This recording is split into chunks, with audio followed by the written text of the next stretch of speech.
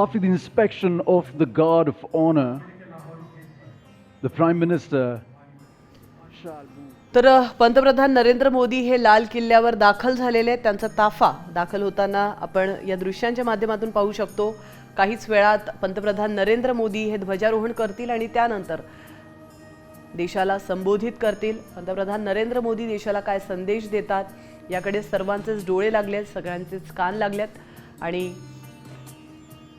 आजचा हा दिवस फार महत्त्वाचा ठरतोय, कारण 8 दशकं उलटली आहेत स्वातंत्र्य मिळून आणि 80वा हा स्वातंत्र्य दिवस आज संपूर्ण देशभरात उत्साहात साजरा केला जातोय.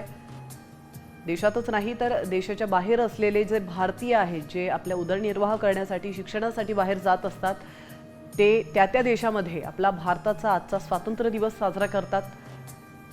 हे या ठिकाणी आवर्जून नमूद करावं लागेल. आणि फक्त भारतातच नाही तर देशभरातील तमाम भारतीयांसाठी आजचा हा दिवस अतिशय मोलाचा, महत्त्वाचा समजला जातो. आणि पंतप्रधान नरेंद्र मोदी हे थोड्याच वेळात आता ध्वजारोहण करतील, संबोधित करतील. पंतप्रधान नरेंद्र मोदी हे लाल किल्ल्यावर दाखल झालेले आहेत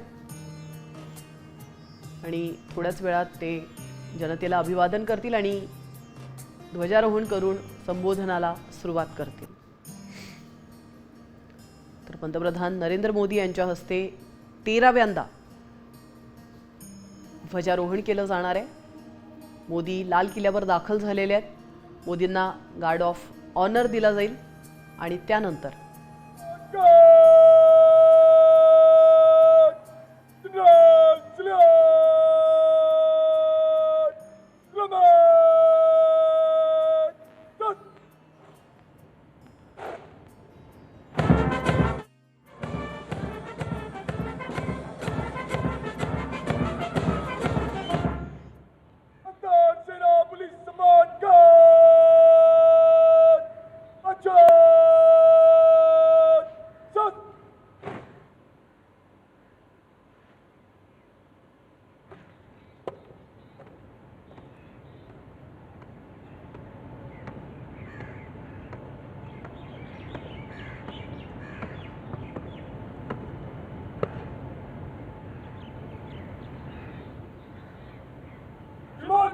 अंतर सेना पुलिस सम्मान गार्ड निरीक्षण के लिए हजरत।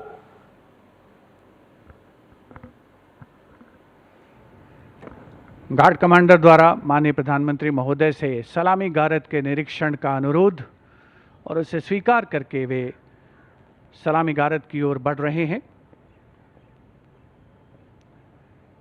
बैंड सुमधुर धुन बजाएगा और माननीय प्रधानमंत्री महोदय सलामी गारद का निरीक्षण करेंगे।